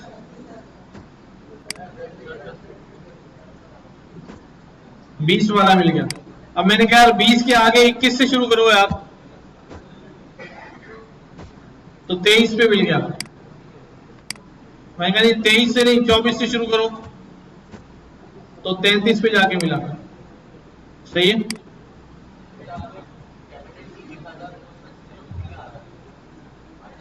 जीरो तो इंडेक्स होता है ना, अगर जीरो देगा तो आप समझोगे जीरो पे पड़ा हुआ है, तो इसलिए उसने माइनस दिया। अच्छा, एंड्स विथ, कि जो मेरा टेक्स्ट है क्या उसका एंड की पर हो रहा है? फॉल्स। फॉल्स। इसी तरह मेरे पास क्या है? एंड विद है तो स्टार्ट्स विद भी है। क्या है? एंड विद और स्टार्ट्स विद। क्या मेरा सेंटेंस जो है वो ए से शुरू हो रहा है? हाँ भाई, मेरा जो स्ट्रिंग है वो ए से शुरू हो रहा है। अच्छा, ये अभी आपको बहुत छोटे छोटे फंक्शन लग रहे हैं, बट ये लॉजिक की जब आप अप्लाई करेंगे बड़े कोड लिखने में, देन यू विल फील कि कितने काम के हैं। नहीं,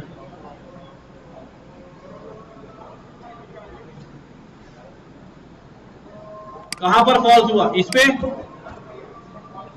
ये वाला ई नहीं है ना हमारे पास, हमारे पास तो सारे छोटे वाले हैं, बड़ा नहीं है ना इसमें, बड़ा नहीं है। यहां पर उसने कहा एंड होता है बड़े वाले ई पर, नहीं भाई छोटे वाले ई पे होता है, तो इसलिए कह रहा है नहीं, फॉल्स।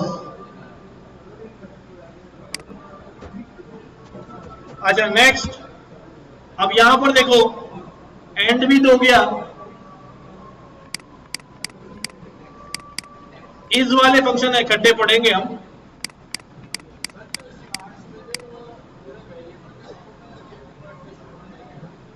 जो वेरिएबल में वैल्यू पड़ी है ना स्ट्रिंग की, उस वैल्यू को देखेगा शुरू में, स्टार्ट को देखेगा बस। हमारे पास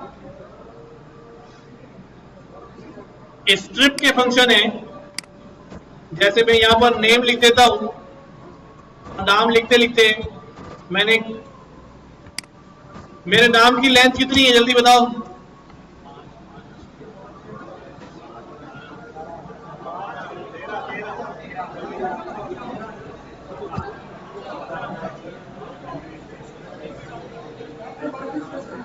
एक तो स्पेस यहां पर आ गया और एक मैंने यहां पर डाल दिया, तो वो भी स्पेस काउंट हो गया। और अगर मैंने शुरू में भी स्पेस लगा दिया होता तो फिर 15 हो जाते। तो ऐसा होता है अक्सर, जब आप डेटा फिल कर रहे होते हैं तो आप जो है वो स्पेस लगा देते हैं, लग जाता है, और फिर आपको पता नहीं चल रहा होता कि वहां स्पेस है, आप तो देख रहे होते हैं हाँ ठीक ही है। अब मैं अगर इसको यूं करके देखूं और यहां पे लिखूं पे नेम बराबर है इसके, तो ये कभी भी इक्वल नहीं आएगा ना यार, आएगा? आप लोग यार मौजूद तो है, इक्वल नहीं आ रहा, मौजूद तो है, क्यों नहीं ढूंढ रहा? तो मैं क्यों नहीं ढूंढ रहा? क्यों वो उसको आप देख नहीं रहे गौर से कि यहाँ प्रॉब्लम क्या हुआ है। तो ऐसी सूरत में हम क्या करते हैं, अगर स्पेस वगैरह आ जाता है तो हम स्ट्रिप यूज करते हैं। अगर वो स्पेस मुझे आखिर में से खत्म करना है तो राइट स्ट्रिप यूज करता हूं। क्या देखो, आखिर में से क्या हो गया? खत्म हो गया। मैंने कहां से खत्म हो गया? आखिर में से। अगर मैं लेफ्ट स्प्लिट यूज करूंगा तो लेफ्ट से खत्म हो जाएगा लेकिन राइट पे बाकी रहेगा। और अगर मैं क्या कर दूं, डायरेक्ट स्ट्रिप यूज कर दूं, ना बताऊं लेफ्ट या राइट, तो फिर दोनों जगह से रिमूव कर देगा। बीच वाला तो पार्ट ऑफ नेम है ना, ठीक है। बीच का अगर रिमूव करना है उसके लिए कुछ और चक्कर चलाना पड़ेगा, उसके लिए रिप्लेस चलाना पड़ेगा। देखो इधर नेम डॉट रिप्लेस कर दो, किसको रिप्लेस करो, स्पेस को रिप्लेस कर दो, किससे, किसी से नहीं,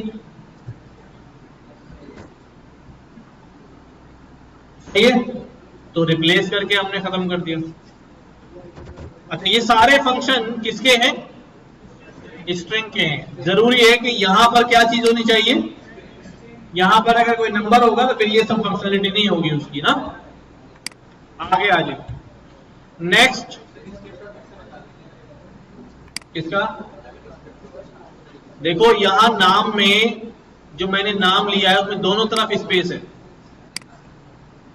मैं अगर बोलूंगा एल स्ट्रिप तो वो सिर्फ यहां से खत्म करेगा, यहां से खत्म नहीं करेगा, या यहां से करेगा यहां से नहीं करेगा। और राइट बोलूंगा यहां से, अगर मैं स्ट्रिप बोल दूंगा, राइट बोला था राइट से खत्म, ये बाकी है। एल बोला तो एल से खत्म लेकिन राइट बाकी है। और अगर खाली जनरल स्ट्रिप बोल दिया तो क्या हो जाएगा भाई, दोनों से खत्म। वो चेक करता है कि जो स्ट्रिंग है वो इस कैरेक्टर से स्टार्ट हो रहा है या नहीं हो रहा, ठीक है। ऐसा हम बहुत सारी लॉजिक में इस्तेमाल करेंगे। डाटा में जाएंगे, वो बोलेंगे भाई वो तमाम डाटा ले आओ जिनका नाम मोहम्मद से शुरू हो रहा है, तो क्या लिखेंगे, स्टार्ट विद मोहम्मद, सारा डाटा फिल्टर हो गया। ऐसे तमाम ले आओ जिनके नाम के एंड में खान आ रहा है, सारा खान वाला डाटा आ जाएगा। तो बड़ा काम आता है।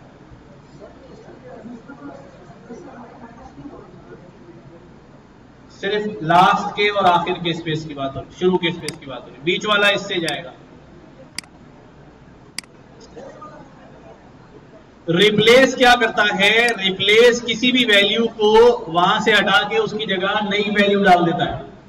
जैसे मैं यहां पर कह रहा हूं नेम में रिप्लेस कर दो, इसको रिप्लेस कर दो कि भाई एन की जगह क्या हो जाए भाई, वाई हो जाए, तो फिर क्या बन जाएगा, समझे। सिर्फ दिखा रहा है, मेमोरी में नहीं हो रहा, क्योंकि स्ट्रिंग इम्यूटेबल है। ठीक है, चलो आगे। अच्छा, हमारे पास कुछ फंक्शन है जो इज से शुरू हो रहे हैं। इज के फंक्शन ये क्या करते हैं, देखो भाई जरा, मैंने यहां पर कुछ वैल्यूज जो है स्ट्रिंग के अंदर रखी, समझो जरा, समझो, इधर देखो जवानों, इधर देखो। मैंने यहां पे लिखा एज 23, मैंने यहां पे लिखा भाई नेम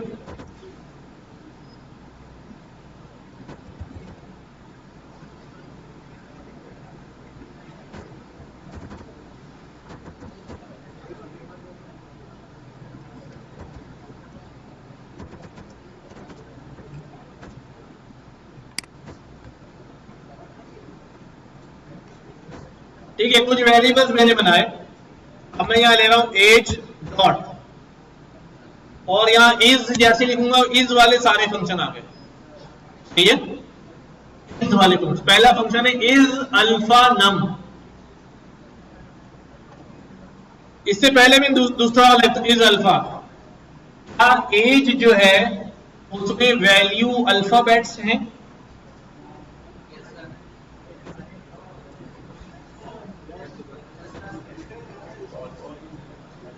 स्ट्रिंग के अंदर ही चेक कर रहा है वो, स्ट्रिंग के अंदर जाके बात कर रहा है वो, ठीक है। स्ट्रिंग तो है वो, अब स्ट्रिंग के अंदर हम देख रहे हैं, क्योंकि कोटेशन लगा दिया तो किसी में भी कोटेशन लगा दो स्ट्रिंग बन जाएगा। तो अब अंदर जाके चेक करा कि अंदर कौन बंद है, ठीक है, क्या वो अल्फाबेट है, उसने कहा नहीं। इज अल्फा न्यूमेरिक है, हाँ जी। अल्फा न्यूमेरिक कैसी वैल्यू होती है, जिसके अंदर नंबर भी हो और अल्फाबेट्स भी हो। इज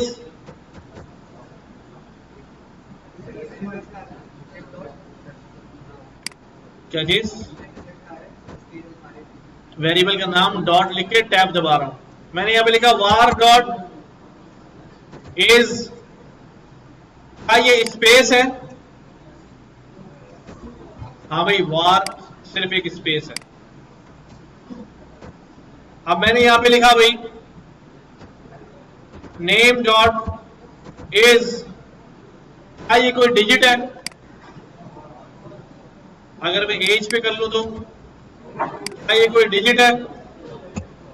हाँ भाई, और क्यों भाई, सोच के बोलो यार। डिजिट तो लिखा है एज के अंदर, है स्ट्रिंग, लेकिन उसके अंदर कौन है? डिजिट है। किसमें? अच्छा, अब यहां पर ये कह रहे हैं भी अगर एज नेगेटिव में हो जाए तो ये फॉल्स क्यों देता? यूं करे कह रहे हो। अब ये क्या कह रहा है? Is digit false. बेसिकली ये जाके हर कैरेक्टर को चेक करता है, तो क्या हाइफन डिजिट है? बात खत्म हो गई। ठीक है, तो इज के और सारे फंक्शन है। इस डेसिमल, क्या कोई डेसिमल नंबर है? बता देगा वो। इज लोअर केस में है, कोई न्यूमेरिक वैल्यू है, ठीक है, स्पेस देख लिया मैंने। अभी ये प्रिंटेबल वगैरह छोड़ दे, टाइटल केस में है, अपर केस में है, ठीक है, तो कोई भी चीज हम उस पर, ये सारी फंक्शनलिटीज स्ट्रिंग पे हम चेक कर सकते हैं। ठीक है, अब जो है हम क्या देख रहे हैं? यस, सब पे पाइथन के फंक्शन है। जुपिटर में इस तरह आते हैं, किसी और आईडी में किसी और तरह आएंगे। यानी अगर मैं यही चीज जो है, अब इन्होंने पूछा बाकी आईडीज में कैसे आएंगे, तो अगर मैं कोई और आईडी इस्तेमाल कर रहा हूं,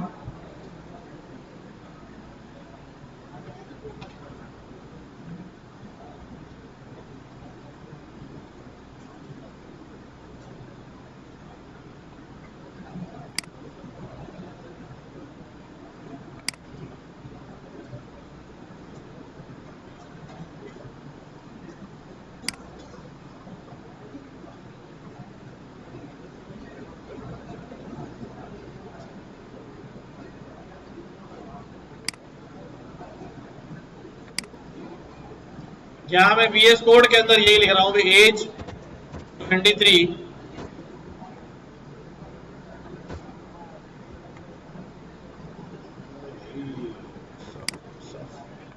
ठीक है। अब एज लिखकर मैं यहां डॉट डालता हूं। चलो भाई,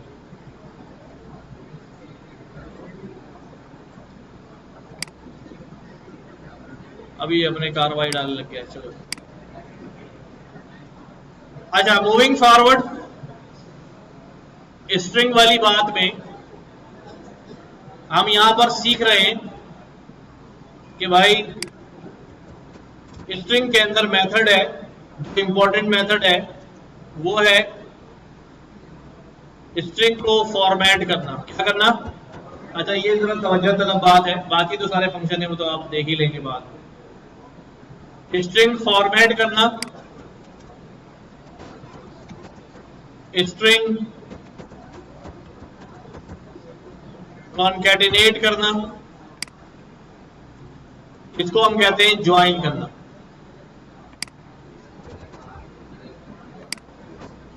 अच्छा भाई, दो स्ट्रिंग्स को ज्वाइन करना, कि ज्वाइन करते हुए हम क्या करते हैं भाई, जैसे मैंने यहां पर लिखा कि भाई फर्स्ट नेम क्या है, ठीक है, लास्ट नेम क्या है,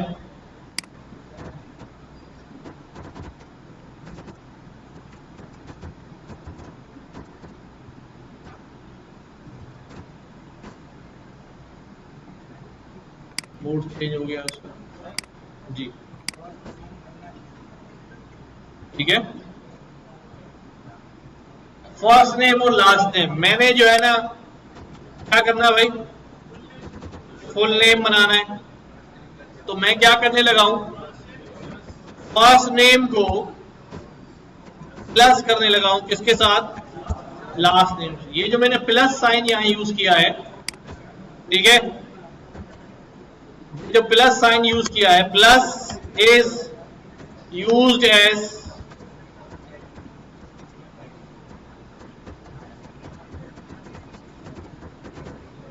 कॉन्कैटिनेशन ऑपरेटर, ठीक है। ये दोनों को क्या कर देता है भाई,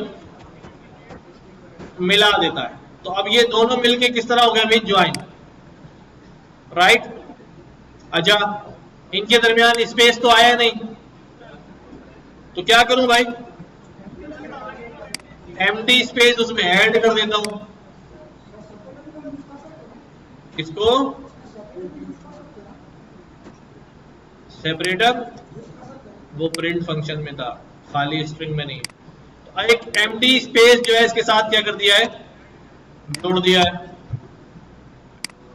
राइट। अब मैं क्या कर रहा हूं यहां पर, मैं एक चीज और सीखने जा रहे हैं, वो है इनपुट लेना, बात करना, प्रोग्राम से बात करना। इनपुट कैसे लूं, मैं यहां कहता हूं कि भाई आप का नाम क्या है, देखो क्या कर रहा हूं, नाम क्या किया भाई, इनपुट, क्या कर रहा हूं, इनपुट, और यहां लिख रहा हूं भाई अपना नाम बताएं।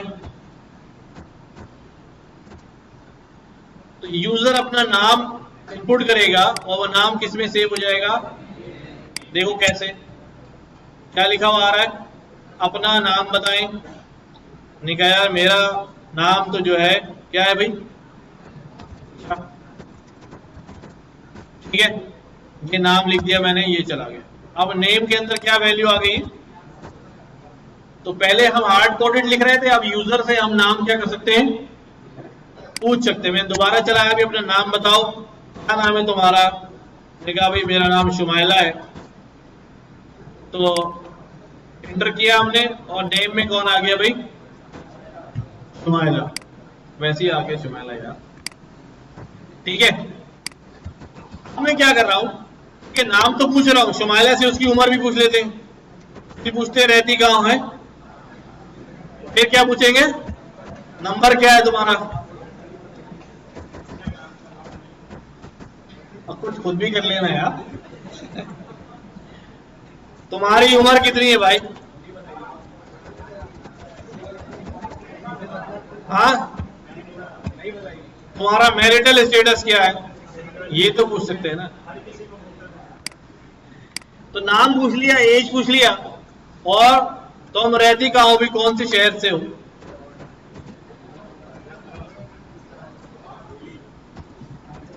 कौन से सिटी से हो, ठीक है।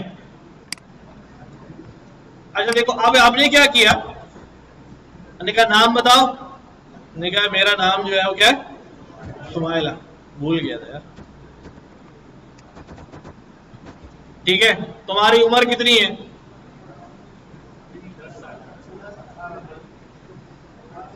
आपको कौन कितनी उम्र की शुमाइला पसंद है,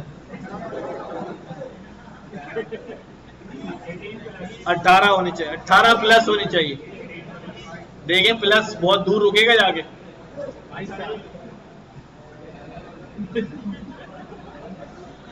चलो जो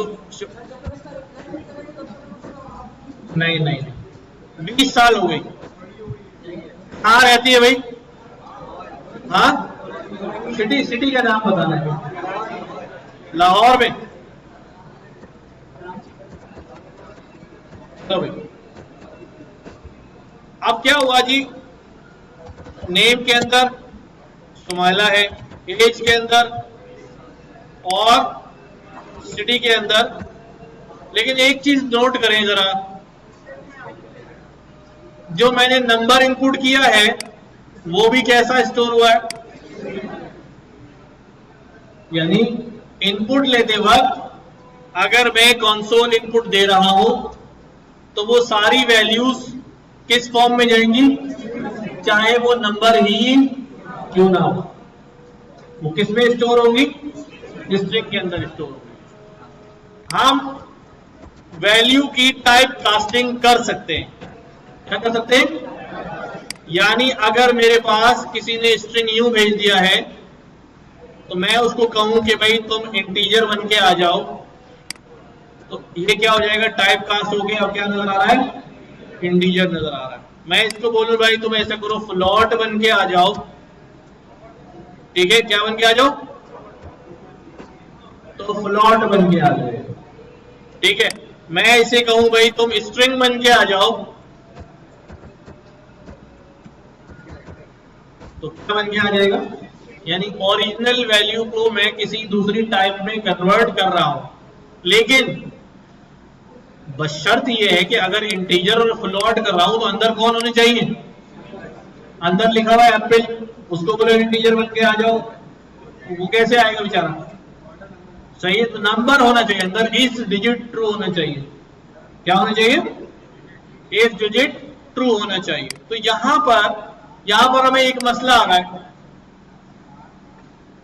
कि भाई एज हमारी 20 हो गई, तो शुमाइला जो है ना वो 10 साल बाद भी कितनी रहेगी? 10 साल बाद अगर शुमाइला की एज हम पूछेंगे कितनी हो गई है, तो वो एरर देना शुरू कर देगी। तो क्या भाई वो क्या समझ रहा है?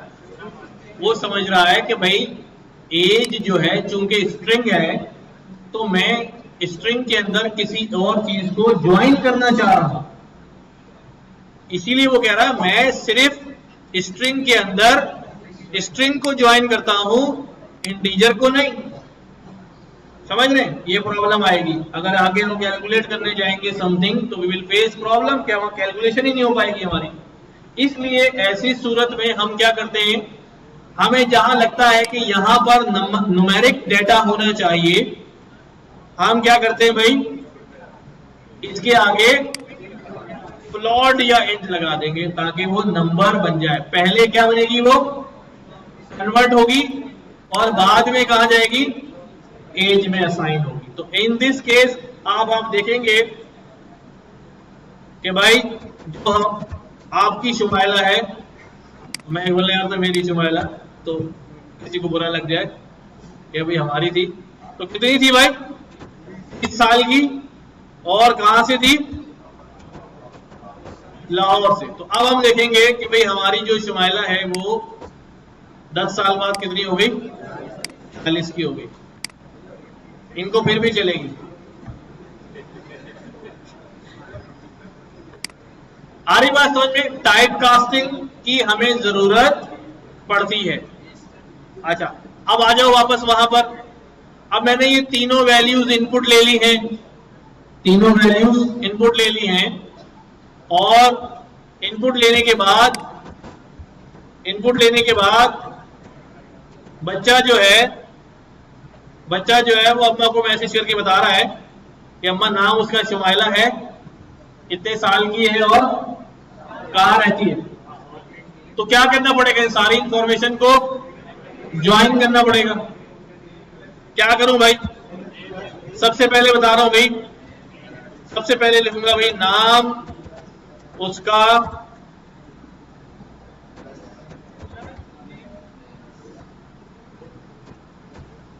क्या हो जाएगा? इससे यहां स्पेस दे देता हूं, तो क्या लिखा हुआ आ जाएगा भाई? नाम उसका शुमाइला। ठीक है, आगे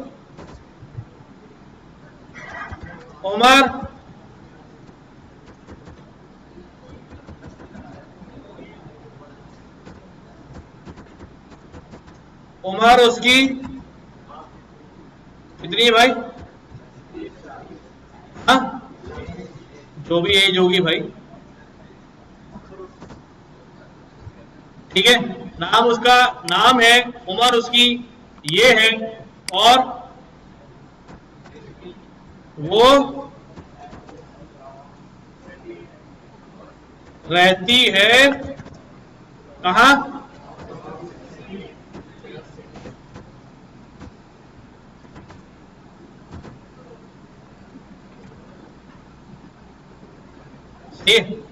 और कॉन्कैटिनेट हो गया। अब देखते हैं, अम्मा का जवाब आएगा वो तो नहीं लिख सकते आप।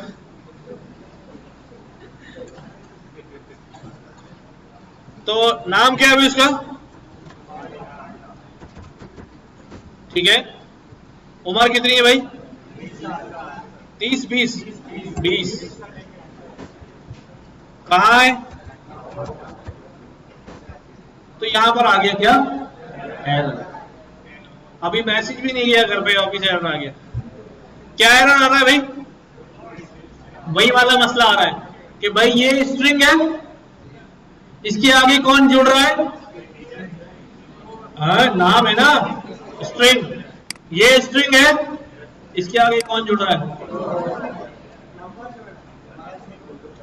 तो फिर मुझे इसको यहां पे क्या करना पड़ेगा? क्या करना पड़ेगा? स्ट्रिंग। इंटीजर तो पहले, नंबर तो पहले ही कर दिया था हमने, अभी नंबर होने की वजह से वो स्ट्रिंग के साथ नहीं जुड़ पा रहा, तो वापस हमने क्या कर दिया उसको? स्ट्रिंग। अब आप बोलेंगे पहले ही सही था। नहीं भाई नहीं, आगे जाके फंस जाएंगे। अब दोबारा देखते हैं अभी, ठीक है। उमर 28 वाली, तो ये भाई अब हो गया अभी, ठीक है। उमर उसकी यहां पर स्पेस आ जाना चाहिए।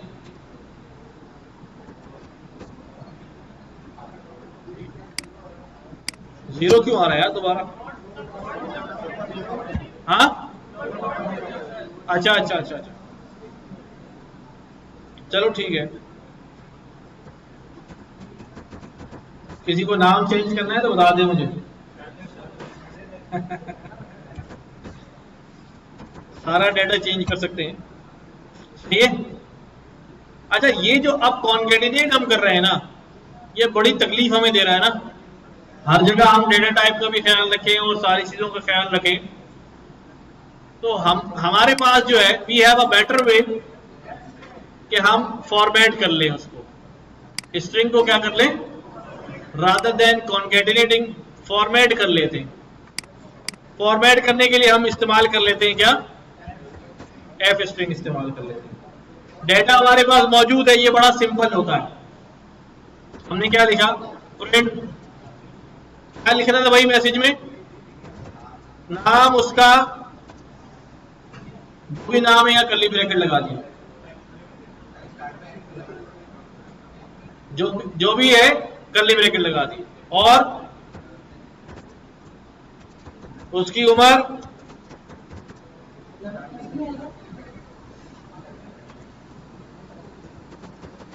सही है, वो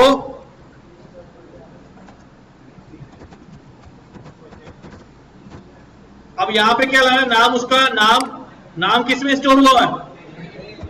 लिख दिया नेम। उम्र किस में स्टोर हुई है? कहां? बस ये लिखने के बाद कर्ली ब्रैकेट का मतलब है कि ये प्लेस होल्डर है, इसके अंदर वैल्यू बाहर से आएगी, और यहां पे शुरू में आपने क्या लगा देना है? अभी इसको क्या समझेगा? अभी समझेगा कि भाई ऐसे ही प्रिंट कर दो, पूरा स्ट्रिंग एज इट इज उठा के फेंक दो। नहीं, हमें इसको बताना पड़ेगा एक फ्लैग लगा के। फ्लैग है एफ स्ट्रिंग का, जैसे ये लिखूंगा देखो चेंज हो गया और अब सिंपल हो गया। ना यहाँ टाइप कास्टिंग करनी पड़ी, ना प्लस प्लस का ख्याल रखना पड़ा, अपना सीधा सीधा स्ट्रिंग लिखा और जहां जहां वैल्यूज आनी है वहां कर्ली ब्रैकेट लगा के उसमें वेरिएबल रख दी। किसमें? स्ट्रिंग के अंदर। क्यों? वही वाली वैल्यू ली है भाई, वही वाली वैल्यू ली है। आप इसको यहां से उठाएं और यहां ले, उससे क्या फर्क पड़ता है? डेटा तो मेमोरी में मौजूद था ना, सही है। चलो भाई नाम बताओ जल्दी। तुम्हारा तो हो गई, अम्मा ने हाँ कर दी। चले भाई, सारा, ठीक है। कितनी?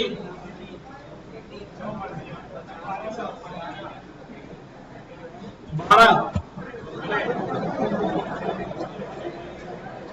2 दिन